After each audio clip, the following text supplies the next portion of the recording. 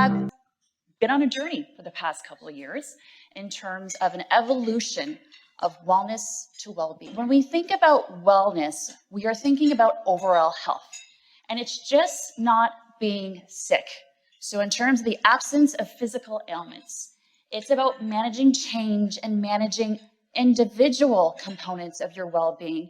And from a few years ago, it only really took in consideration mental, physical, and then also financial. Workplace well-being is taking a holistic approach to creating high-performance organizations by establishing the right conditions to generate high levels of employee engagement.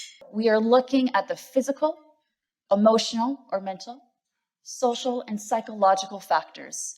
And when we talk about well-being in the workplace, we're talking about three main elements. Those elements are, number one, the workplace. Number two is the workforce. And then number three is the work that people do. The other element that we want to consider when we are thinking about workplace well-being is health risk factors. This is the nuts and bolts. This is what we want to change. These risk factors could be anything from your age, from your gender, your race, and there's also things like what we practice on a day-to-day basis. So our own lifestyle behaviors. Again, I used healthy eating as an example.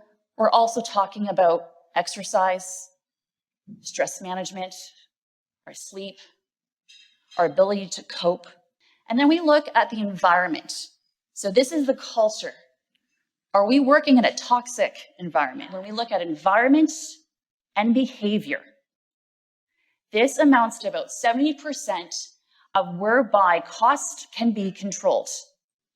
So here we have Mercer's take in terms of where well-being sits from a total rewards philosophy. So at the very, very bottom of this pyramid, we see culture. Now, culture is the mainstay. It's the foundation of any workplace. You're starting to see differentiators come on board on top of pay and benefits. We're seeing well-being and we're seeing career paths. Do I have opportunities within this employer?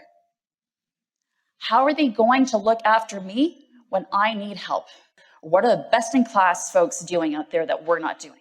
So this is just a sampling, is not an exhaustive list. We wanted to give you, again, just a taste in terms of what is happening out there. This is your path to the future from a well-being, but also from a mental health perspective.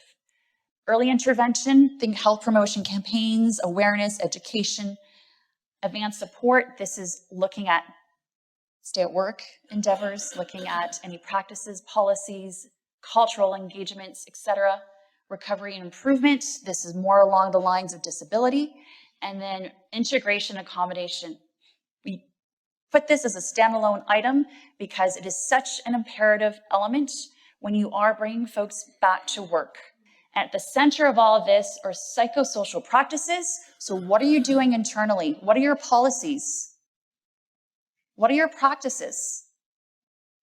I know our policies say one thing, but what's the reality in our practices? Is there a disconnect? And finally, do we have any tools or practices in play to help support this larger circle?